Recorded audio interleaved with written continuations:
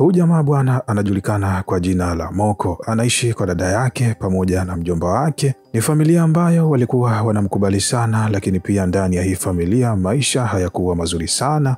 Kwani hata wakati wa asubuhi, kipindi ambacho walikuwa wanahitaji kwenda msalani, kulikuwa kuna foleni ya kutosha. Familia ya dada yake ilikuwa na watoto wa kutosha, walikuwepo takriban 4 ama 5. Moko alikuwa na mahusiano ya kimapenzi pamoja na bimdada anayetambulika kwa jina la Morin. Bimdada siku hii ya leo kamletea zawadi ya kiatu. Mshikaji kakitinga kaingia ndani ya interview ambao alikuwa anahitajika aweze kuifanya, na endapo akipita atapatiwa scholarship ya kwenda kumalizia elimu yake ya masters. Lakini bimdada anapigiwa simu na dada yake na Moko na kuelezwa ya kwamba mjomba wake na mshikaji ghafla amepata mshtuko wa moyo, hivyo wapo mbio mbio kuelekea hospitalini. Dada anamweleza bimdada Morin, hakikisha haumwambii mshikaji kwa sasa mpaka pale ambapo atakapotoka ndani ya interview. Moko baada ya kupata taarifa anafika mbio mbio hospitalini, anakuta wapwa wake wakiwa wanalia, wanatoa machozi ya uchungu, kwani baba yao alikuwa tayari alishapoteza maisha. Lakini 19 haitoshi, kabla hajakaa sawa bi mkubwa anajifungua, lakini naye anapoteza maisha. Vijana ikabidi waendelee na masomo, lakini kwa Moko ikabidi yeye abaki nyumbani kumchukulia uangalifu huyu kichanga. Maisha mapya ya uzazi yakaanza pasina hata kutarajia.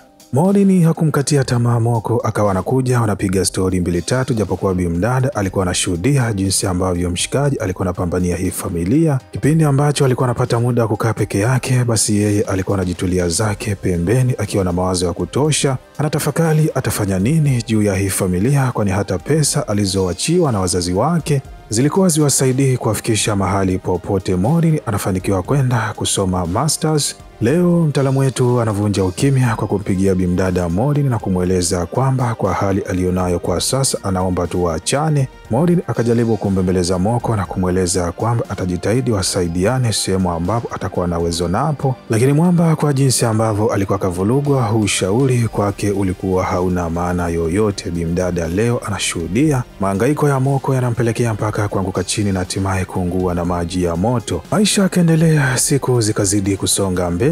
Kimtindo Moko akaanza kuyazoea majukumu. Kwa sasa alikuwa anafanya kazi za freelancing katika makampuni mbalimbali ili kuweza kujipatia kipato, huku akisaidiana na wadogo zake wengine kuendesha maisha ya nyumbani. Leo anakuja kutembelewa na mwalimu wake utotoni, anamkabidhi bahasha ya pesa na kumweleza kwamba anahitaji akae na binti yake kwa siku kadhaa, kwani yeye anahitaji kutoka ndani ya hili eneo, na kipindi ambapo atakaporudi basi atakuja kumchukua binti yake. Moko alijaribu kukataa, lakini muungwana alimng'ang'anizia, lakini pia hata binti naye alikuwa tayari alishafika ndani ya hili eneo pamoja na mabegi yake. Familia badala ya kupungua inazidi kuongezeka kila itwapo leo pamoja na majukumu, lakini pia kama unavyoelewa tena, familia ikiwa kubwa hata matumizi ya pesa na yenyewe yanaongezeka. Moko baada ya kumaliza elimu yake ya high school akaamua kuachana na habari za kuelekea chuoni na kutafuta kazi ili kaka yake aweze kuendelea na ndoto zake zingine. Hii inampatia nafasi leo Moko kuondoka na kuelekea ndani ya interview kwenda kujaribu bahati yake endapo kama atapatiwa kazi. Bahati nzuri, sehemu ambapo alienda kufanyiwa interview ni kampuni ambayo bimdada ambaye alikuwa anatambulika kwa jina la Morin alikuwa anafanya kazi kwa sasa. Dada akaenda kuongea na bosi wake na kumpigia debe mshikaji wetu mpaka akapata nafasi. Moko anapatiwa project na kuelezwa kwamba siku ya kesho aje na hiyo project ikiwa imekamilika, na endapo akifanikiwa kuifanya vyema basi kazi ndani ya kampuni yao atakuwa amepata.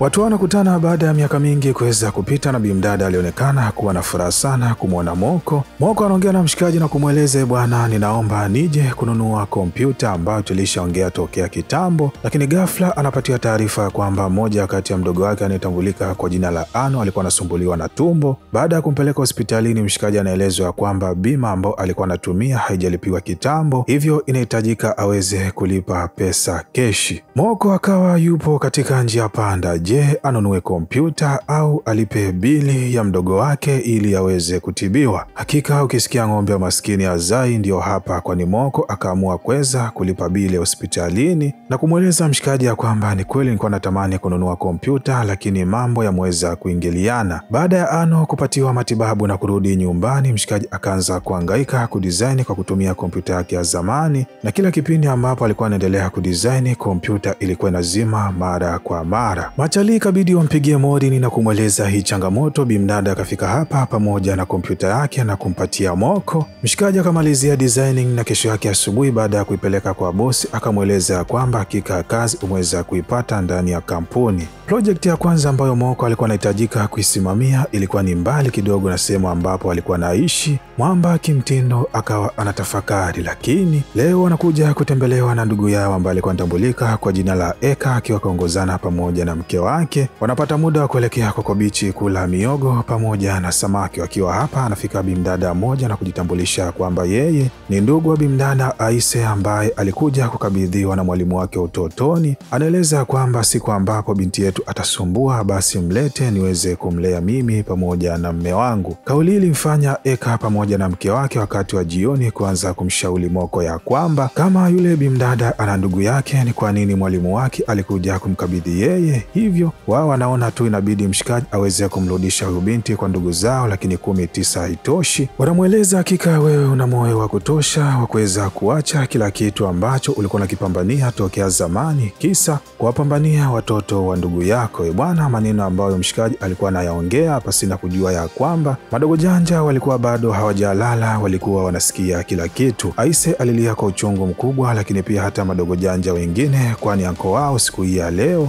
bwana alikuwa anaongea pumba ambazo zilikuwa sio za kawaida. Alikuwa anamwambia Eko, ukiangalia yule kibonge anayetambulika kwa jina la Ano, kwanza anakula sio mchezo, endapo usipomkataza ana uwezo wa kumaliza chakula cha watu 7. Lakini pia akaendelea kusema ya kwamba hata kwa Oko ambaye naye aliamua kuacha shule ili aweze kupambana kupata pesa ya kuisaidia familia, anko yeye anaeleza kwamba yule mwamba kwanza anaonekana ni muhuni, hata ukimchukua ukampeleka chuoni anaonekana kabisa atafukuzwa baada ya siku 2. Haya maneno watoto hawakuweza kabisa kuyafurahia. Mambo ambayo yalikuwa yanazungumzwa yalikuwa ni mabaya. Moko hakujibu jambo lolote, bali alibaki ameinama zake pembeni akiwa pamoja na bimdada Maureen. Madogo anarudi nyumbani akiwa na huzuni ya kutosha, lakini baada tu ya kufika bimdada Aisi akachukua begi lake na kuondoka ndani ya hili eneo. Wote walimuaga kwa machozi, kwani walikuwa tayari walishamzoea bimdada, lakini Aisi alikuwa hana la kufanya zaidi ya kusepa. Eka anamweleza mtaalamu wetu Moko ya kwamba yeye aende akafanye majukumu yake katika mji wa jirani. Yeye pamoja na mke wake atafanya kazi ya kuiangalia familia.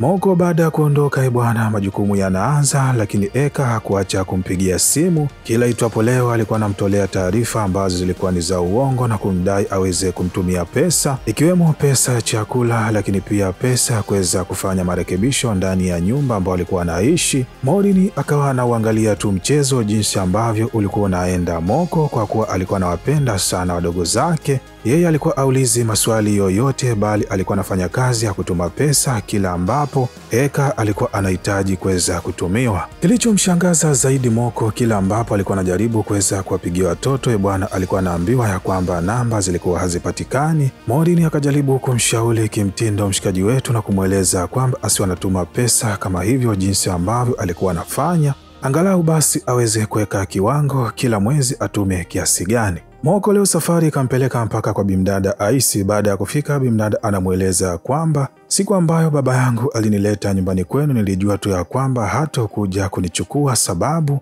nilisikia yeye pamoja na mama wanagombana, na wao walidai ya kwamba endapo akiachana hakuna hata mmoja kati yao ambaye atajisumbua kuweza kunichukulia uangalifu. Kama hiyo haitoshi, bimdada anamweleza Moko toka uondoke, kila mtoto ameweza kujitafutia kazi yake mwenyewe, kwani Woko kwa sasa anafanya kazi ndani ya shule moja katika stationari. Amechagua hiyo kazi ili awe anasoma mitihani ambayo wanafunzi walikuwa wanaifanya. Anadai ya kwamba kwa njia hii naye atakuwa anapata nafasi ya kujifunza yale ambayo ameshindwa kuendelea nayo kwa sasa. Lakini pia kwa bimdada mwingine, yeye alikuwa anafanya kazi hotelini. Mshikaji aliweza kumaindi sana baada ya kupata hizi taarifa, kwani yeye alikuwa anatambua ya kwamba pesa ambazo alikuwa anamtumia Eka huenda alikuwa anachukulia uangalifu vizuri familia. Kumbe yeye pamoja na mke wake walikuwa anatumia zile pesa kuweza kufanyia starehe. 19 itosha, anaambiwa kwamba kibonge Ano kwa sasa anafanya kazi za ujenzi. Mwamba baada ya kufika nyumbani anamkuta dada yake, anamuuliza je, Eka yuko eneo gani? Anaelezwa kwamba Eka tokea mtumie pesa amepotea kwa muda wa miezi 3 mpaka sasa. mimi aliniaga anaenda nje ya mji kwa lengo la kwenda kuwekeza pesa. Moko anamfuata Ano na kumwomba msamaha, kisha wanaelekea mpaka eneo ambapo alikuwa anafanya kazi mtaalamu wetu Woko. Anamweleza kwamba wasisikilize maneno ambayo walikuwa wanaambiwa na Eka. Safari inaondoka na kuelekea mpaka kwa bimdada Nina. Baada ya kufika, Nina anaanza kubwata, anamweleza Woko ya kwamba yeye hahitaji kuwa mzigo kwenye maisha ya mtu yoyote, hivyo anahitaji aweze kuachwa peke yake afanye kazi ambazo anaona kwake itakuwa ni sahihi. Dada anaondoka kwa hasira, lakini mshikaji ikabidi aweze kumfuata na kumweleza kwamba toka anze kuwachukulia uangalifu hakuwahi hata siku moja kuweza kujisikia kwamba wao walikuwa ni mzigo katika maisha yao. Hivyo anamuomba bimdada akubali waweze kurudi nyumbani, waende wakaanze maisha mengine. Kikao cha dharura kinakaliwa na hii familia, kila mmoja anatoa mawazo yake. Watoto wanadai ya kwamba wanahitaji waendelee kufanya kazi ili waweze kutoa msaada ndani ya familia, licha ya Moko kuweza kukataa hili wazo, lakini bimdada ambaye alikuwa anatambulika kwa jina la Molin naye anaunga mkono hili wazo na kumbembeleza mshikaji na kumweleza kwamba ni bora akaacha kila mmoja akaweza kumsapoti kuliko kujitahidi kupambana peke yake kwa ajili ya familia. Lakini pia bimdada anamweleza Moko ya kwamba anahitaji sana kumsaidia na anahitaji kuishi naye, kwani ni mtu ambaye anampenda toka ndani ya kilindi cha moyo wake. Familia wanakutana, wanaweka tofauti zao pembeni na maisha mengine yanaanza hapa. Molin naye akahamia kwa kina Moko, maisha mapya yakaanza. Bwana, hapa ndio tunafika mwisho hadithi yetu, lakini kama umependa video hii na umeenjoy ama umejifunza jambo jipya, basi usisahau kushare, kulike na kusubscribe ili kuwa mwanafamilia kupata vigongo vikali vilivyopoa kama hivi kila siku.